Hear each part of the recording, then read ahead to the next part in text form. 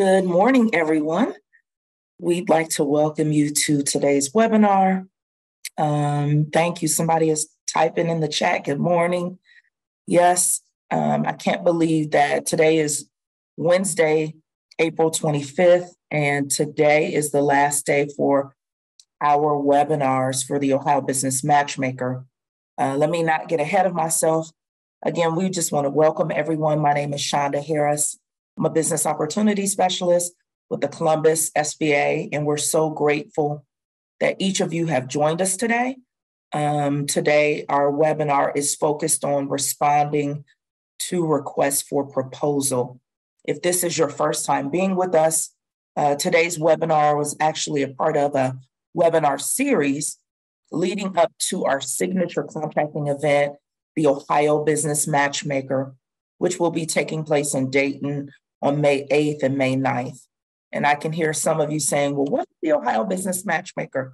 So glad you asked, or so glad that you're curious. It is one of the largest contracting events here in the Midwest, where small businesses get a chance to meet with government procurement and acquisition buyers.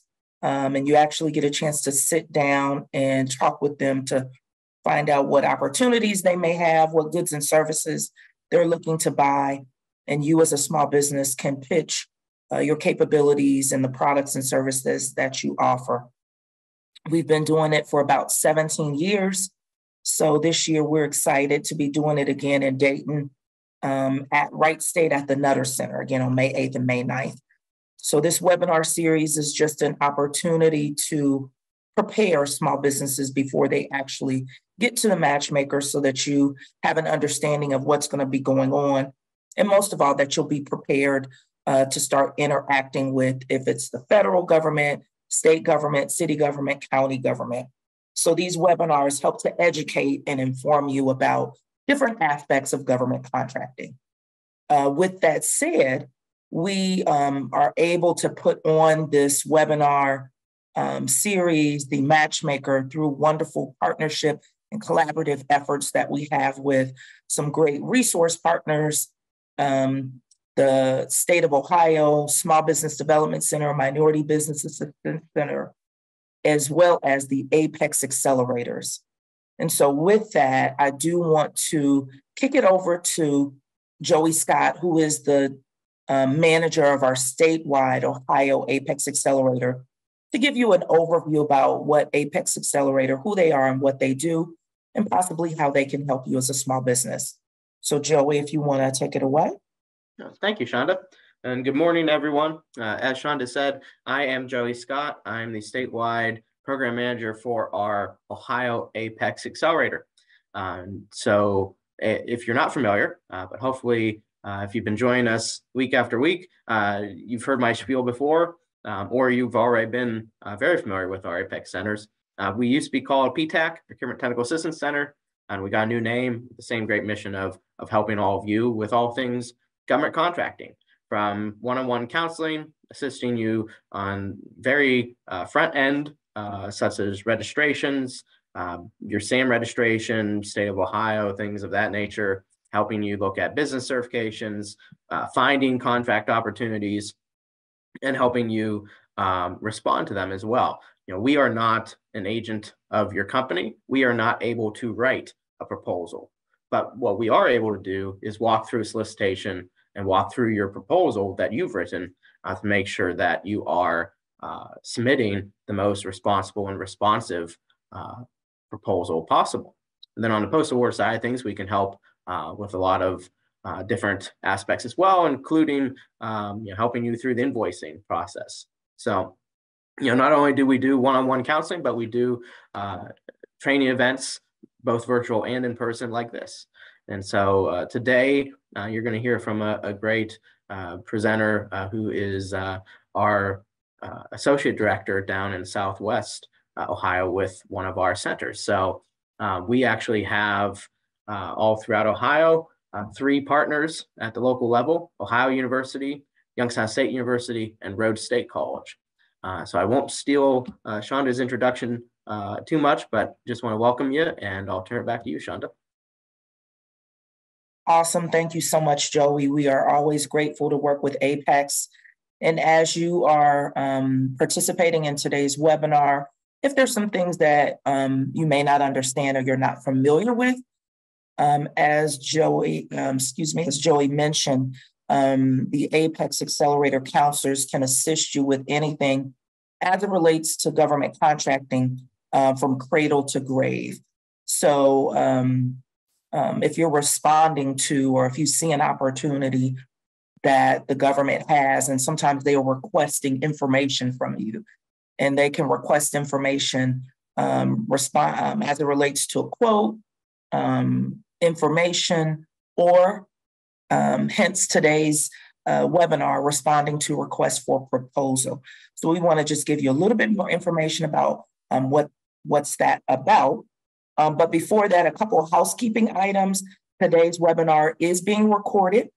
And so that recording, the link to the recording will be posted on the Ohio Matchmaker website, as well as the Apex Accelerator at Ohio University.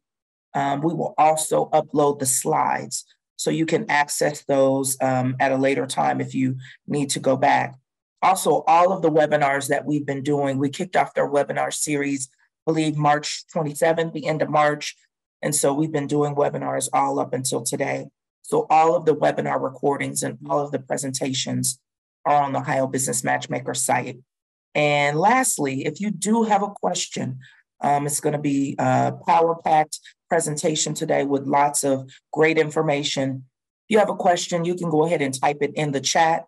We'll monitor that, and we can ask our presenter. We'll find a good break so we can ask our presenter and you can get your answer.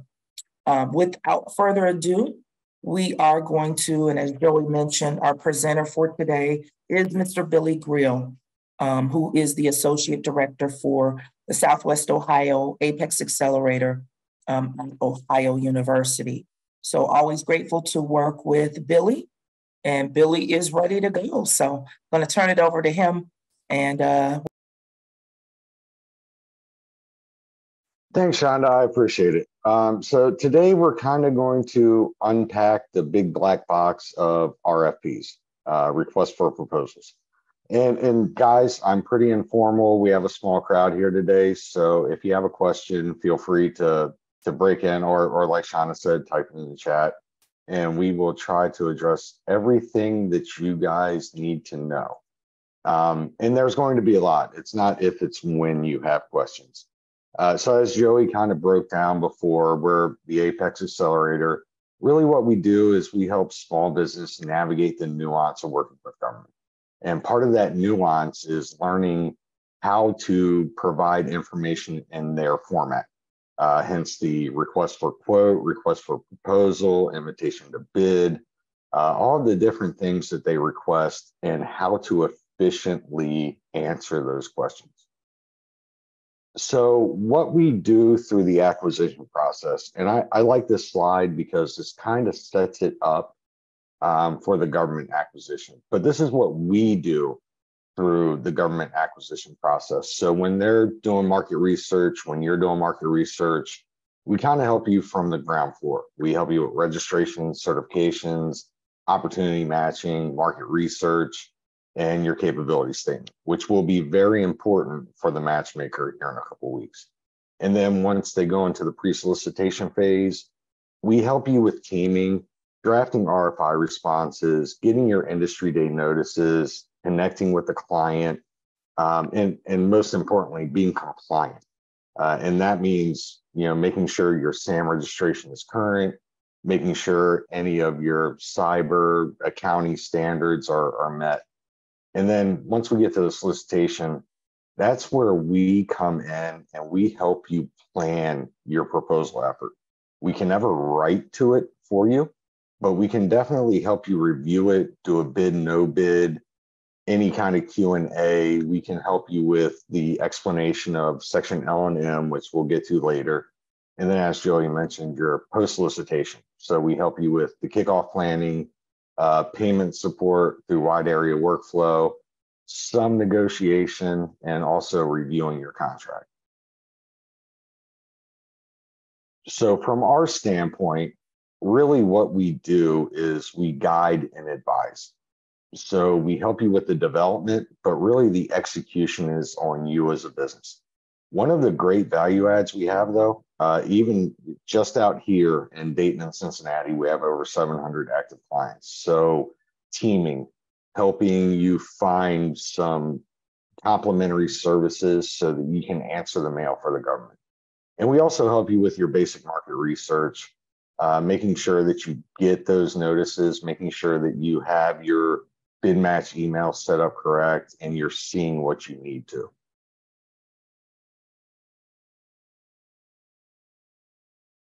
So overall, I like to start out from the beginning. This is your basic acquisition process for the government. They start up top with your requirements, and that's really where they're developing what they need. So you're basically looking at it from the standpoint of, we need a jet. What is the requirement to build a jet? Well, we need wings, we need a fuselage, we need engines, et cetera, et cetera. Once they figure out what they need, they go into market research. They reach out across the fence to industry to get as much feedback as they can. Who can do this? Is there any kind of things that we're missing? Does industry have advancements that we don't? And really that market research phase is paramount for industry, because that's where you want to enter the acquisition process. That's really where you can help create a relationship with the customer, but also kind of influence the requirements, give them feedback, let them know, hey, you might want this, not that, and really make it advantageous for you. And then after that, they go into a solicitation preparation. So they go kind of pre-solicitation, and they start putting together statements of work. They start putting together the bones of the overall solicitation. And then once that's done and it's prepared and you reply to it, they go into the evaluation. So a note about proposal evaluation. There is a kind of checks and balance there. So they're going to have multiple different people from multiple different organizations reviewing your submission. And that really helps them kind of break it out and chunk it out so that they can get the best people on the best parts and give the best feedback. Now, it's not a perfect system, but overall, you're not writing to one person. You're writing to a whole team of people. So you want to make sure that you're not too focused on the program manager or the contracting officer or the tech. You really have to be pretty broad in the response. Once the award's made, you go into basic contract administration. So that's really where you're working with the contracting officer.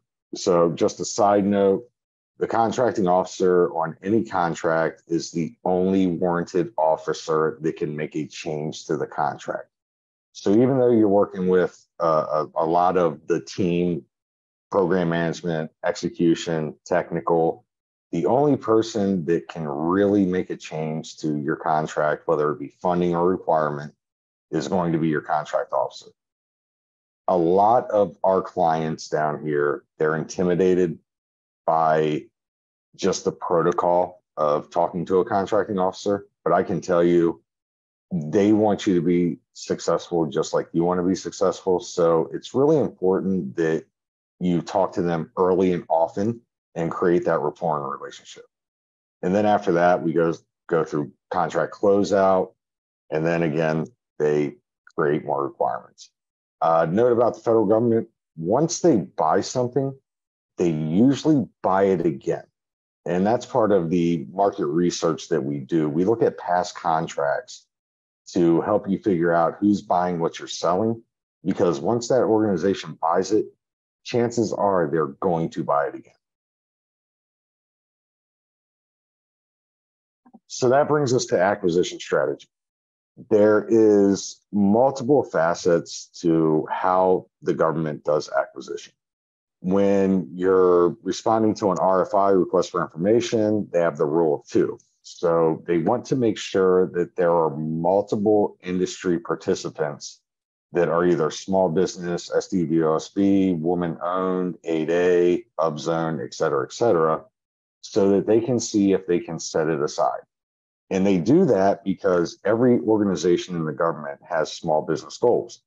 And so they want to make sure that they're meeting their goals. And the way they do that is to make sure you have small business participation. So I think currently 23 cents on every dollar is set aside for small business. And then you have your different socioeconomics.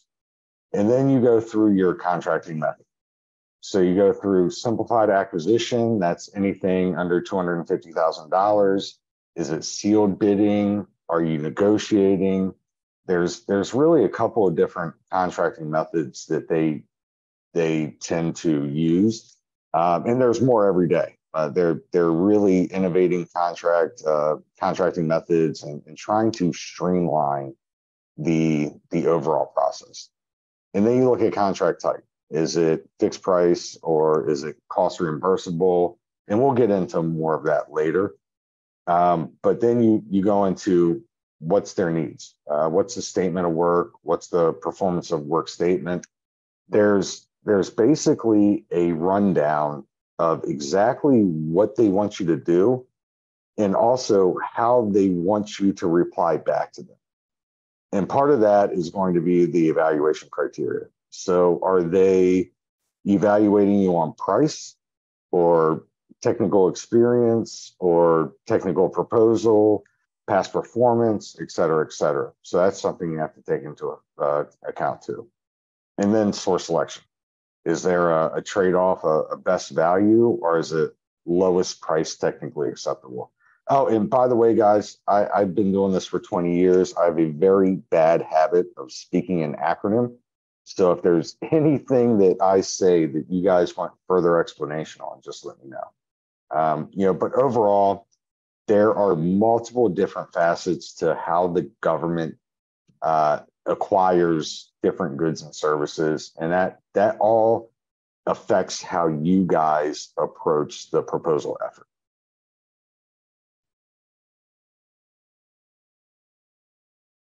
So this brings me to proposal types. On the left-hand side, which is really low risk to the government, but really high risk to the consultant or the company, is firm fixed price. So basically what they're saying is, we want this for a set amount.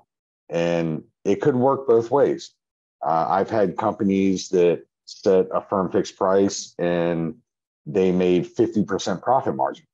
But I've also had companies that set a firm fixed price and they lost 20%. So it's really kind of a buyer's risk that's low, but a seller's risk that's high. And then you go into fixed price with an economic price adjustment. And this was really popular during the COVID era because we had so many supply chain issues. So basically what you're doing is you're bidding a fixed price, but then you're looking at the markets and you're saying, hey, we need an extra 10%. We can prove the market and the supply chain justifies that. So we need some kind of adjustment there. And just keep in mind that the government doesn't want you to go out of business. They want continued support. So they want to support you. You just need to know what these mechanisms are so that you can talk to the government intelligently and get them in your contract. And then in the middle is time and materials. It's basically you're bidding a labor rate and an hourly cost. And that's really medium risk.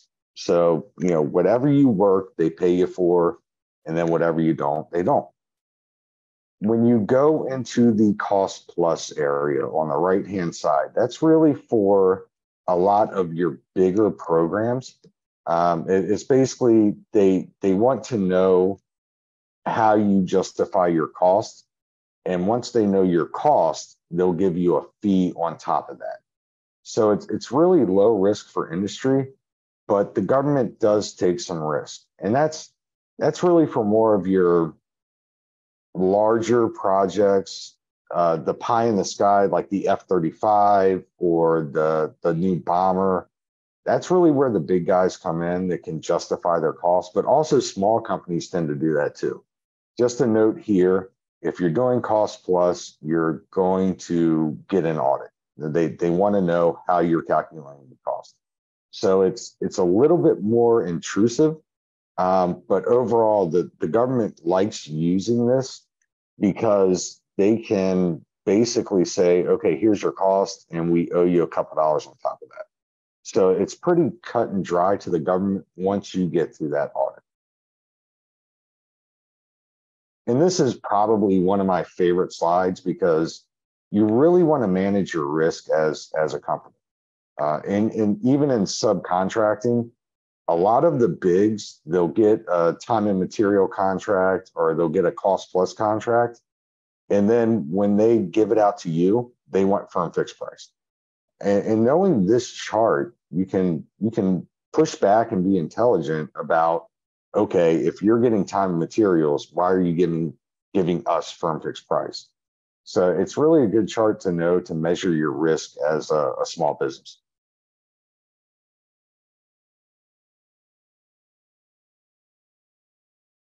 So this is basically how every solicitation is laid out.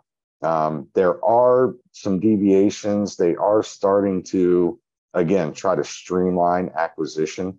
But overall, you have A through M. Now, where we help out with Section C, Section L, and Section M. So Section C is basically what they want you to do. That's their requirements.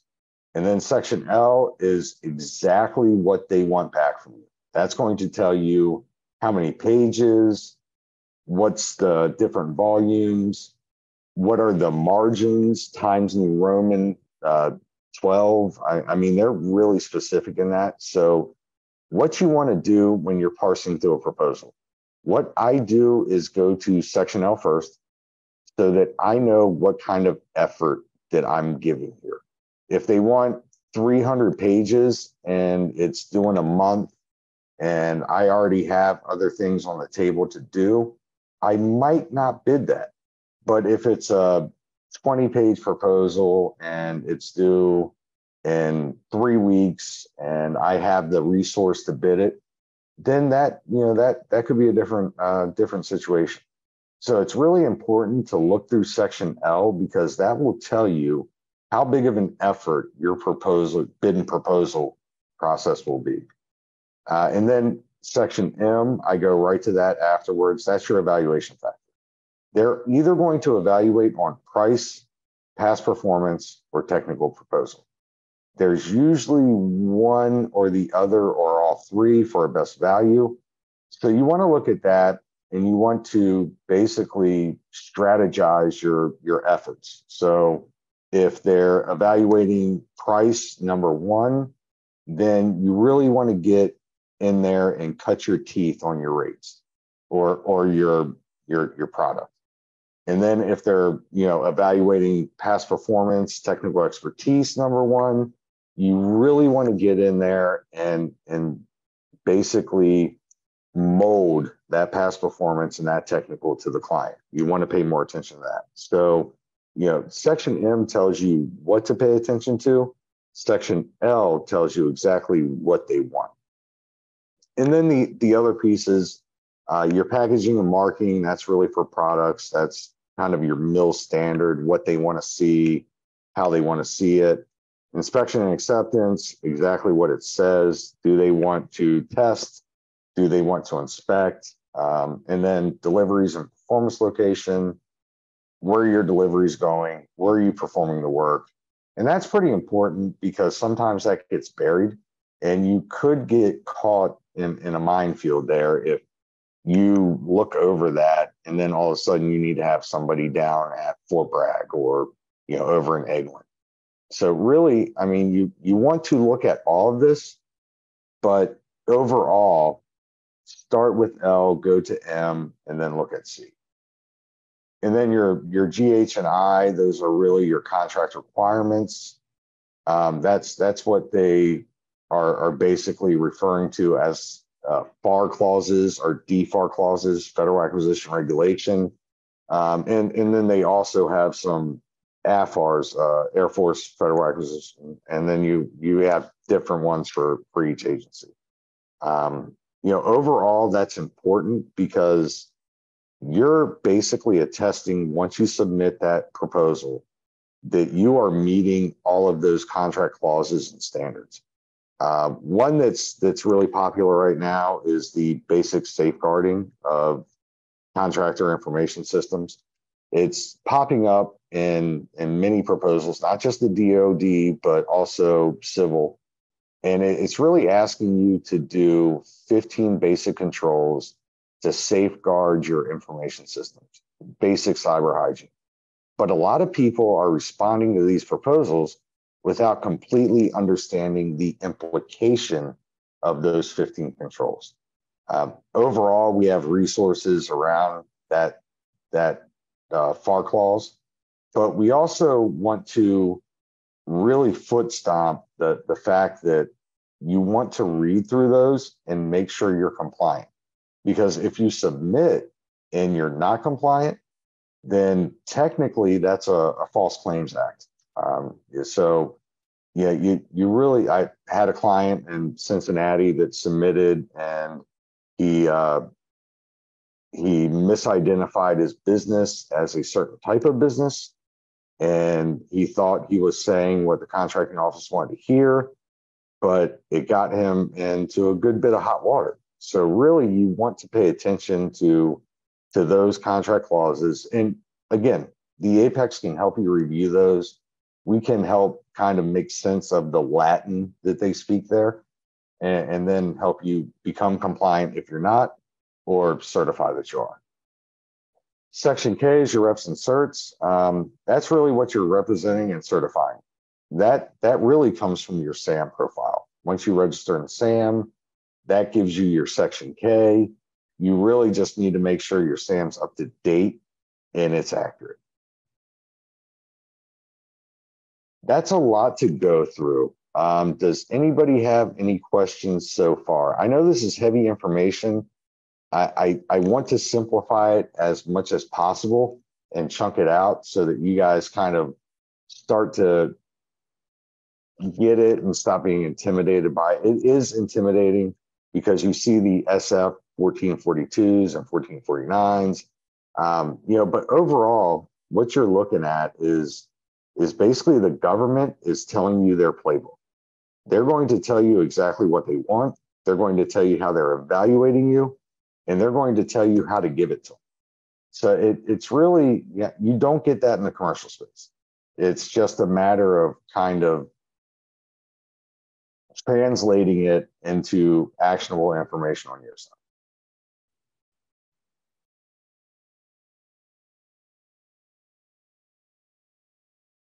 So the evaluation criteria, again, Section M, you're really looking at a couple of different factors. They're looking at cost or price. And my advice to my clients, if it's a lowest price technically acceptable, if it's a cost shootout, I usually tell them that the margins aren't worth it to put the bid and proposal effort in unless it's a client that they really want to get into.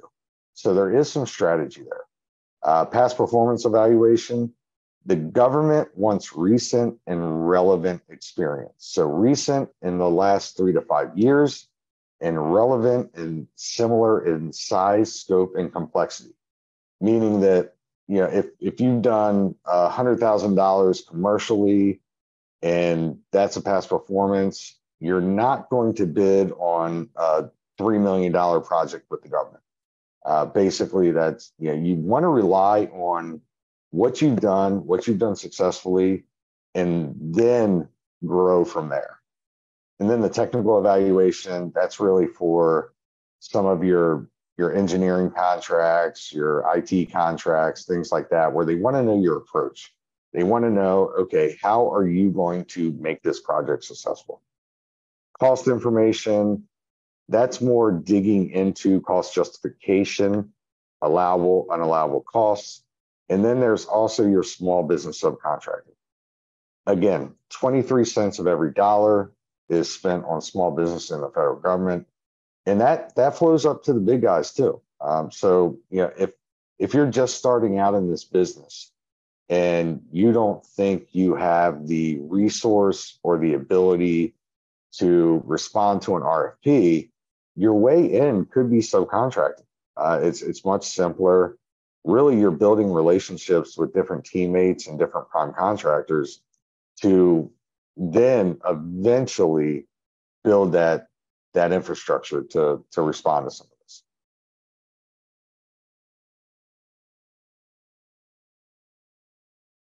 So here's the bid, no bid, and this is ultra important. Do we spend the time and the money and the resource to put together a competitive proposal that the government will accept as responsive and responsible?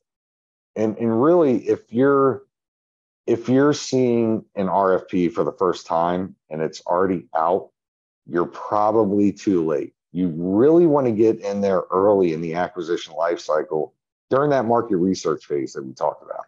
That's really where you start building your team, you start knowing the customer, but you need a lot of this information to even respond to the proposal. Do you know the customer? Who's your competition? Who else is responding? Is there an incumbent? So is there somebody that already holds the contract that already has the upper hand? Is it a set aside? So is it woman-owned small business, hub zone, 8A, et cetera, et cetera? Are you able to bid on it? Do you know the program? So do you know the ins and outs of what they're asking you to do? And then response time. Again, if it's 300 pages and due in 3 weeks, chances are you're not going to have the resource to knock that out. So you really want to take all this into effect, and most importantly, cash flow. As a small business, cash is king. So do you want to spend the time and resource into this bid and proposal effort? And by the way, bid and proposal is an unallowable cost. So you can't really bill the government back for this effort. It's really on you. And that's why it's so important to run through these questions to do a bid, no bid. And I even, I linked a sample bid, no bid worksheet here. Basically what that does is it quantifies all of these questions. So it's a 1 to 5. Do I know the customer? Is it a set aside? Is it incumbent, et cetera, et cetera, in order to give you kind of a P of win, percentage of win. Really what it does is it takes the qualitative information and it makes it quantitative so that you guys can make a good decision.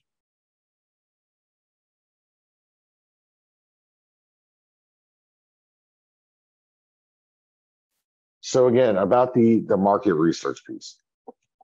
When the government is doing market research, they put out a sources sought or a request for information. This is really your opportunity to connect with the customer, to give them feedback, to mold the opportunity to your advantage. I know that you'll never get a contract from an RFI or a sources sought. It's an effort to reply to these things.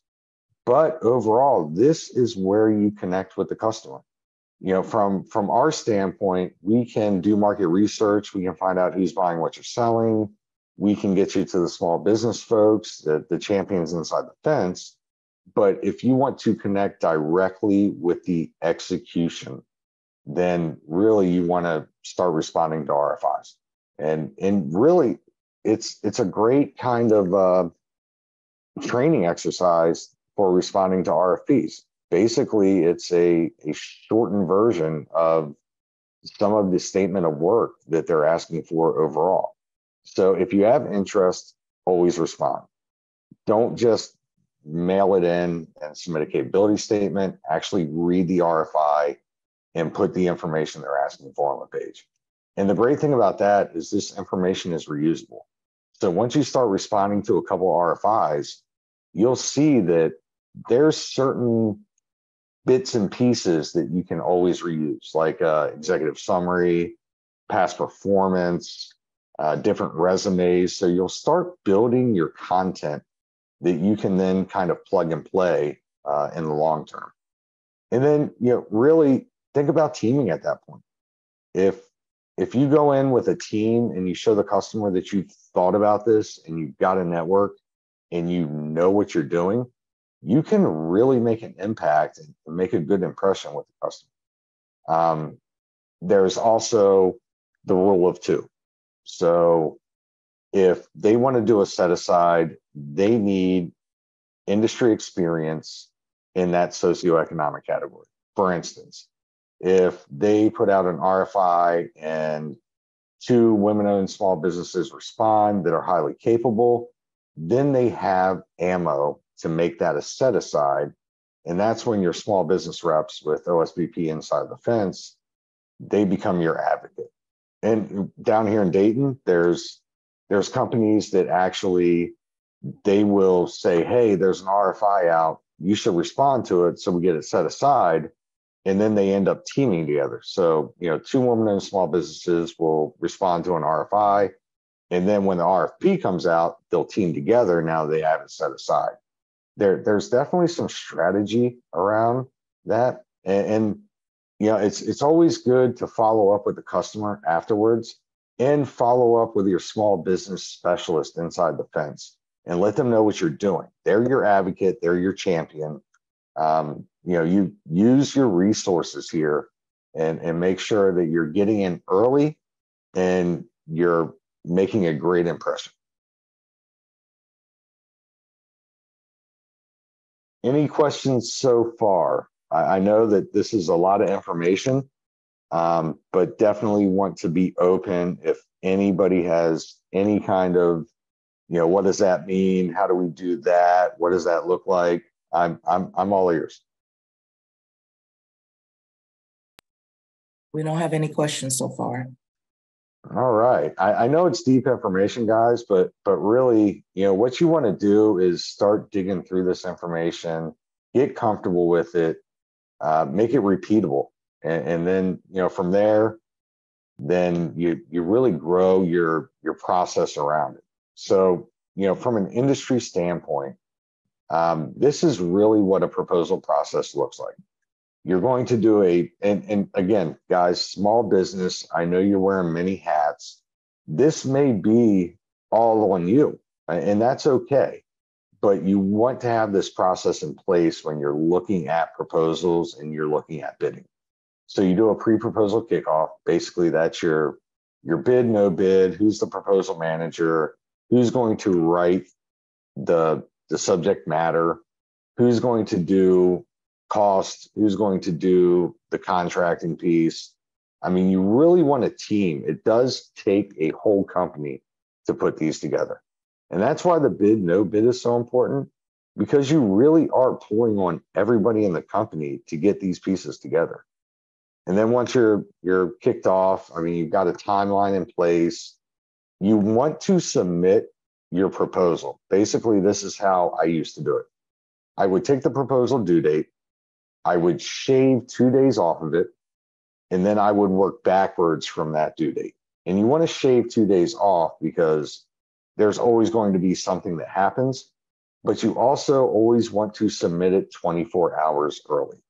And you do that in case the internet goes down or in case there's a snowstorm in Northern Virginia and they can't make it there with paper. You really want to prepare, expect the best, prepare for the worst. So after that shave 2 days, then you start working backwards from when you're doing your red team, when you're doing your final review, when you have to have your writing done.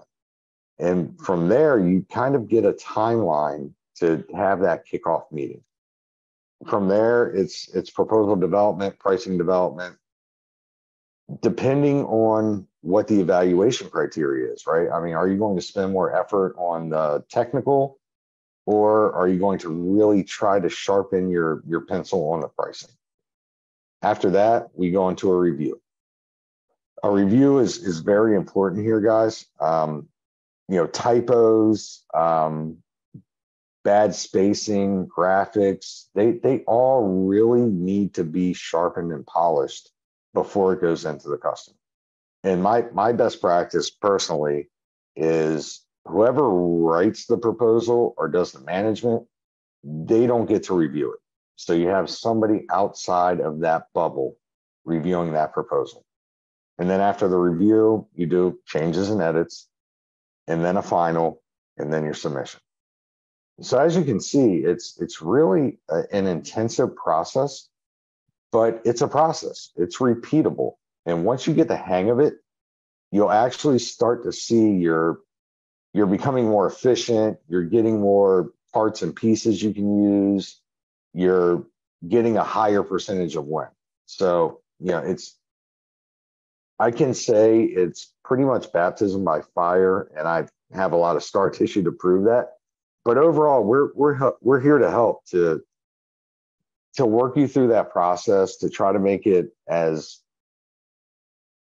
I won't say simple because it's not simple, but as efficient as possible. And then, as you move forward, you always have us to guide and advise, so that we can hopefully get you there sooner than you would get there yourself.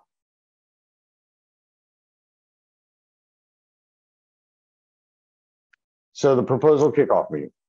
This is where you're pretty much laying out the effort to bid. Again, bidding proposals. This is a big effort. It's a lot of investment. So who's going to manage it? Who are your key teammates? And this is important, guys. As a small business, you want to team. Teaming is a force multiplier. Not only will you exponentially increase your opportunity field, but you also use it as a way to strengthen your proposal and your foot forward with the customer.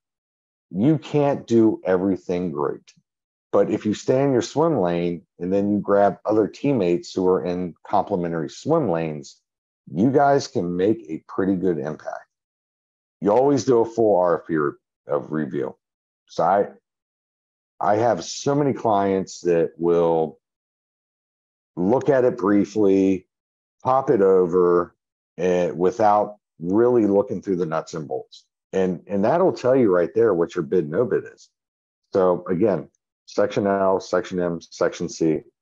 And then after those three, you start running through the other pieces. But it's really important just to sit down and read it.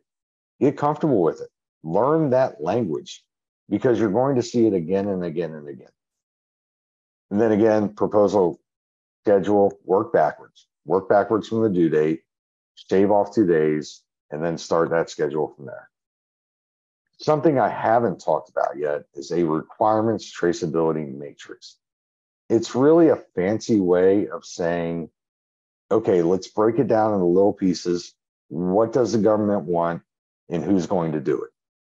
So when we're going back to that teaming conversation, you have multiple companies, you're bidding a proposal.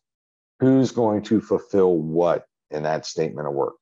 How are we going to give the government a full program with a lot of experience, recent and relevant, and a great technical approach? And that's where it comes in, the RTM comes in to kind of simplify who's writing to what. So if I'm I don't know, let's say I make widgets and somebody else makes gadgets, and we need a widget and a gadget. So I'm going to break it down and have them write to gadgets and me write to widgets, and then bring it together and try to make it seamless. Past performance, again, recent and relevant, similar in size, scope, and complexity.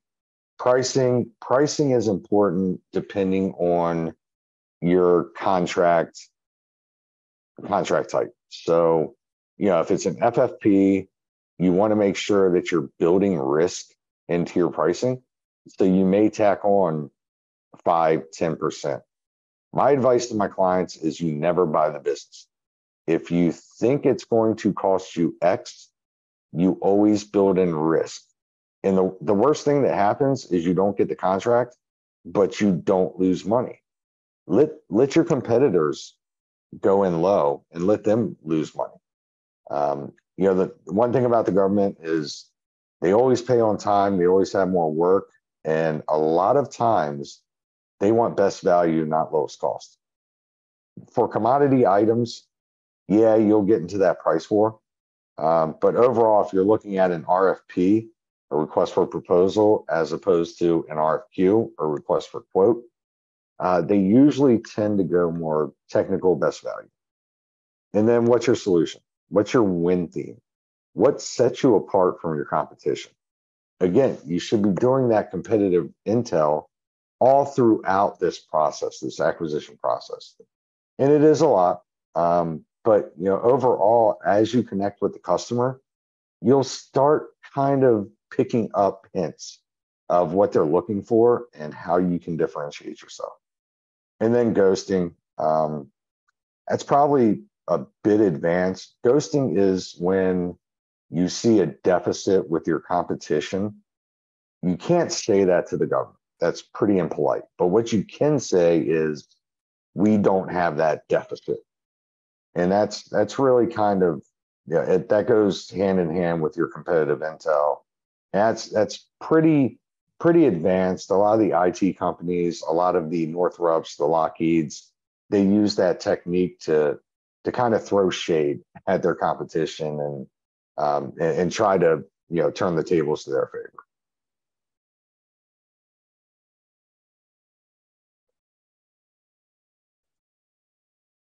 So pricing, again, you're looking at a couple of different evaluation criteria, but you're also looking at some different risk. So LPTA, that's lowest price technically acceptable. That's going to be a cost shootout. Who can get to the bottom first? And then best value, they take in the other factors, the technical approach, past performance, resumes, etc. Then what is it?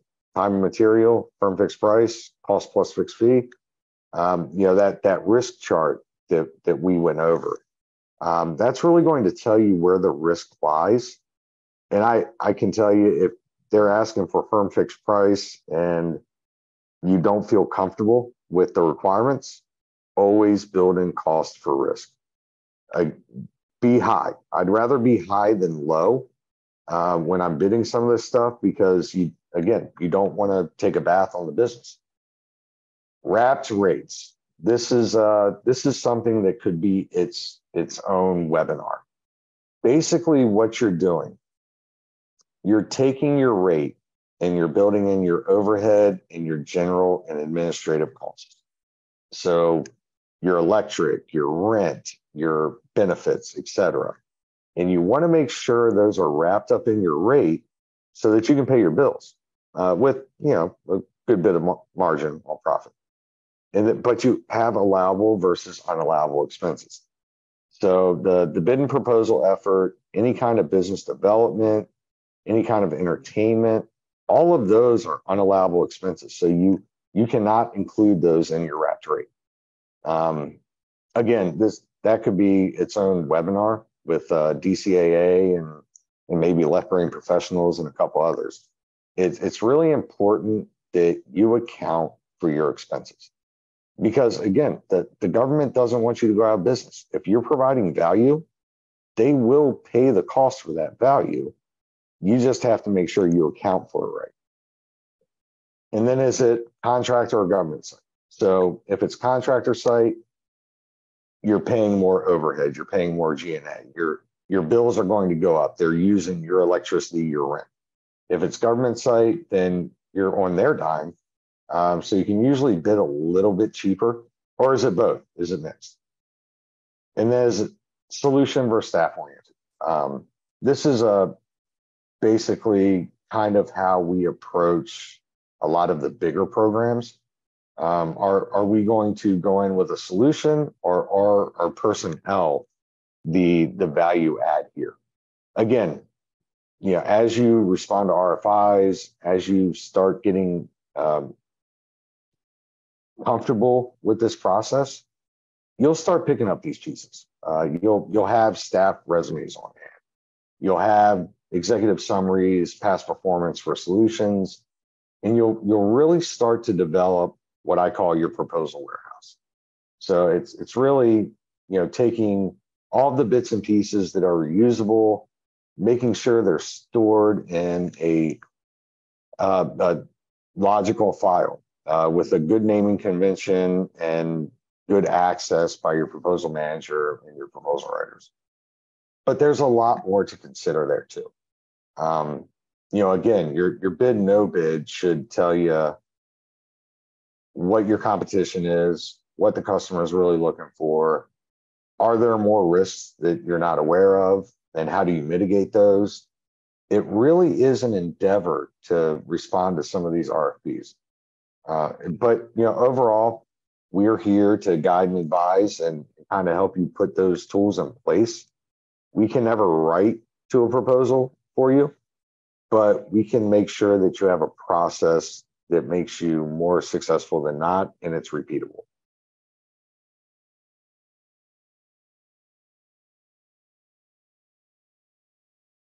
So my summary, and we rolled through this kind of quick. I know it's heavy material. I'm always here, not if, but when you have questions. But there's no magic bullet. You're only going to put a process in place with time. There's no way around it. You're going to have to put in the blood, sweat, and tears to develop that. But it really starts with pick up an RFP or sources sought and try to get through it. And know that we're here. That me and Joey were talking earlier in the presentation about doing test cases. Pick up an RFP that you have no intention to respond to, and just try to put together a response. Spend that time, spend that effort, and then let us help you. Let us review it. Let us, let you know where you're weak, where you're strong. If you do submit an RFP, even if you win, always request a debrief. So there's a window after award where you can actually get details from the customer on what they liked and what they didn't like. Not possible in the commercial space. With the government, it's part of mandated process. And then know that there are several ways to identify, pursue, and win. I always have my three-legged stool. So you want to know what's out there to bid. You want to do your research on who's buying what you're selling and do your outreach so that you can create those organic opportunities. And then you definitely want to network and team. Teaming, again, is so paramount when you're a small business in this space. And then prepare early. Your competition's already there, so you should be too.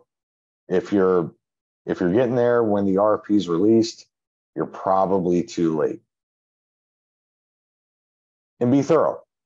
Again, when you have a red team, make sure that the writer's not on it. Pull people from outside because it's very easy to get too close to this. It is such a all-encompassing effort, and it's really, it's tough to review your own work anyway.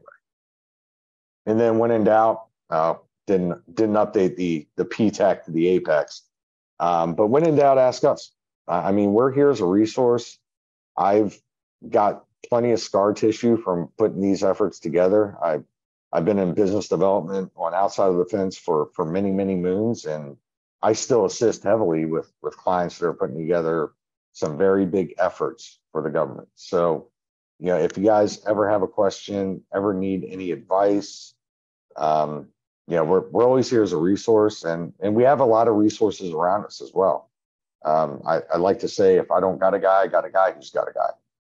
So that's really how we operate. We know it takes a village to raise a business, and we're here as your point man. But overall, we have a lot of resources that even if it's outside of our purview, we can usually get you to the right answer.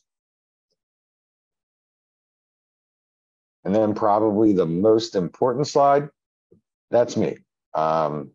We have recently moved offices, but here's my email, here's my business phone. If you guys have questions and you don't feel comfortable typing them in the chat or speaking up, feel free to pop me a note. Always here, always available. I really do dig this stuff. I love what I do. I'm always happy to help, even if you're outside of my region.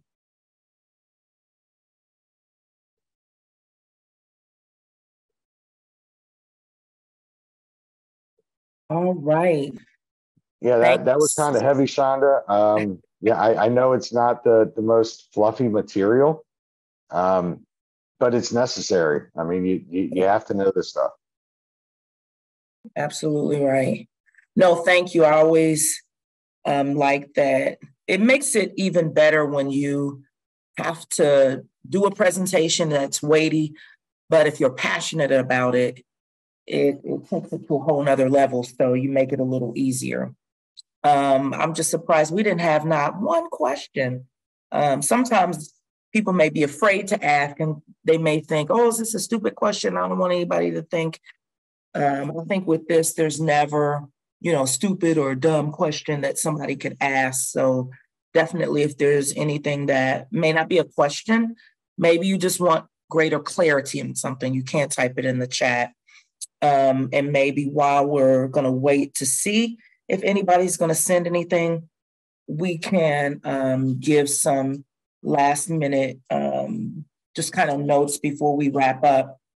Today's webinar, I can't believe, is the last day for our webinar series. So we just finished up responding to an RFP. And this afternoon, we do have a panel.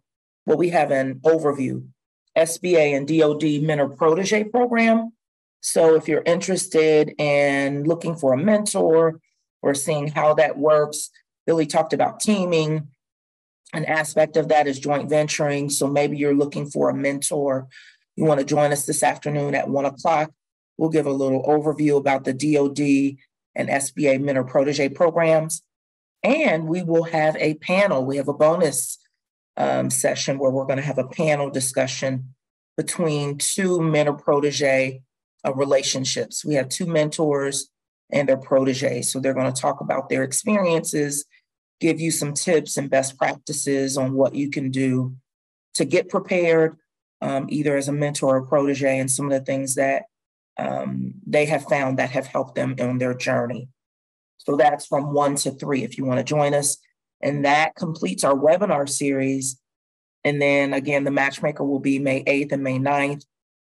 And on May 8th, we will have some trainings, 2 trainings, a panel discussion with small businesses and one with, I believe, primes. And if you have not registered for the matchmaker, I do believe the early bird registration closes on Tuesday, April 30th. So it is just at that 99. And then on May 1st, it's going to go up to 130. So if you are on the fence and you haven't registered yet, you want to do that before that early bird registration closes on the 30th. And okay, thank you, Joey. Great, thank you. So if you want to register, there is the link in the chat to register for not just the matchmaker, but then also if you want to register for this afternoon's webinar, if you want to access the links to the recordings, everything is on that matchmaker site.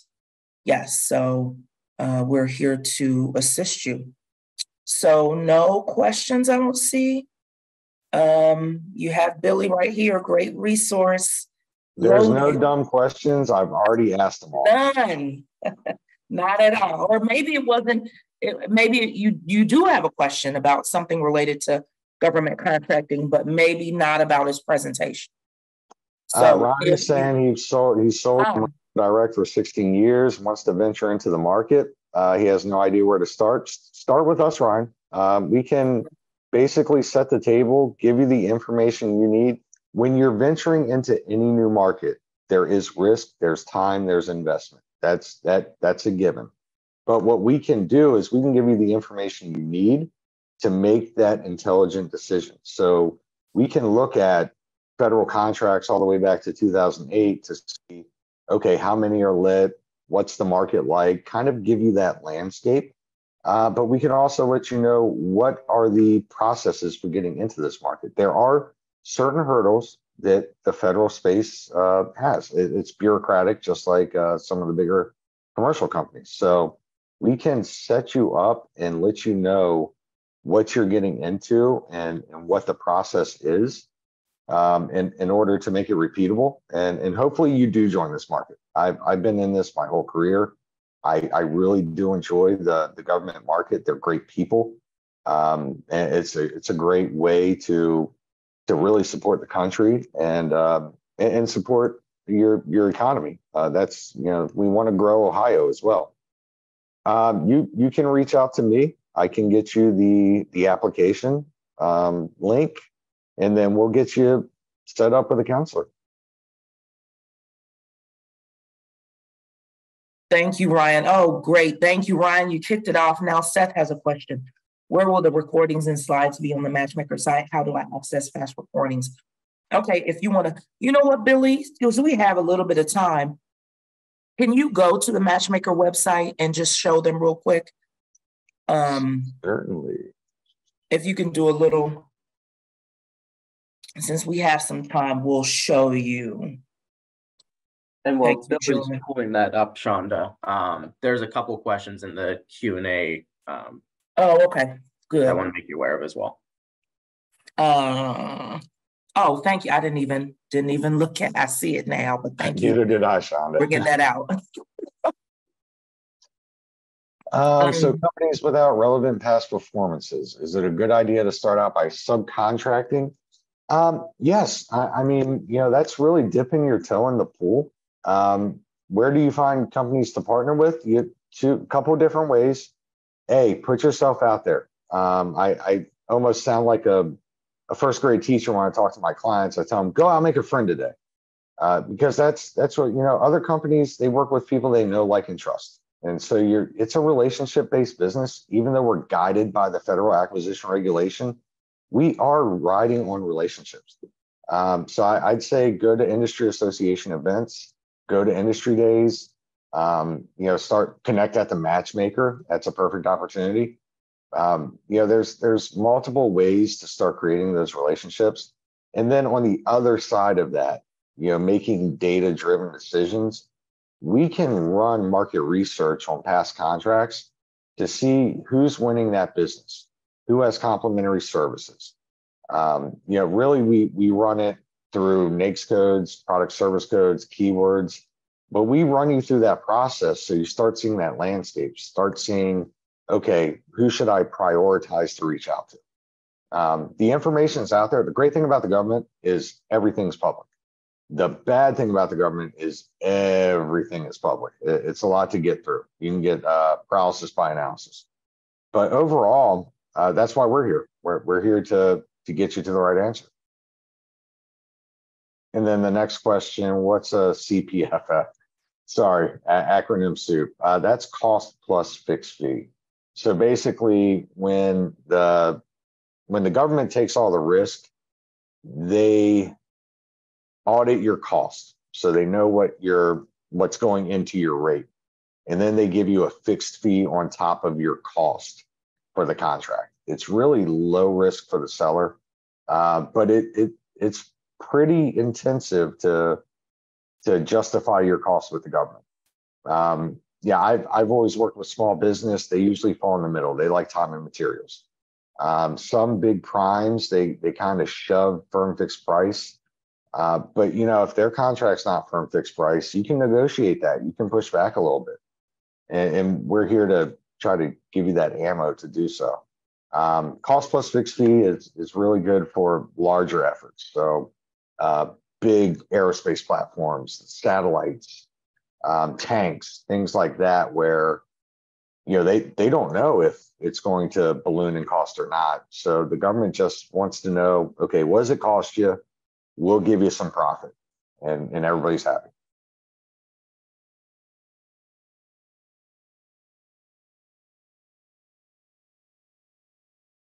Thank you, Billy. Great. Shakisha said, thank you. Yeah, if you can take us to the Ohio Matchmaker. All right. So this is the Matchmaker website, and up at the top, you see the tabs for webinar registration.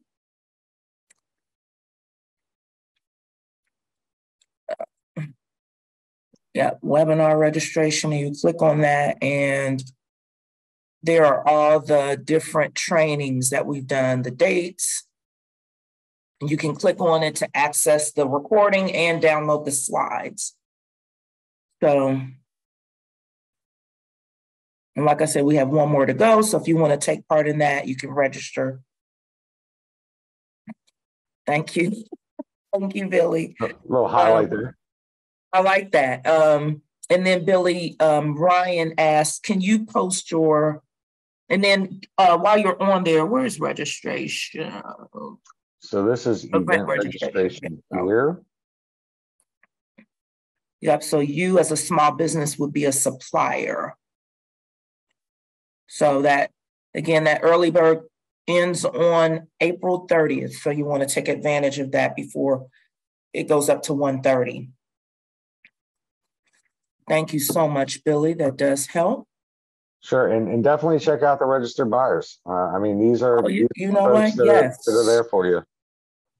Great. Oh, and they've updated how they post those. I like the way they. Yeah, a little flow to it. Mm-hmm.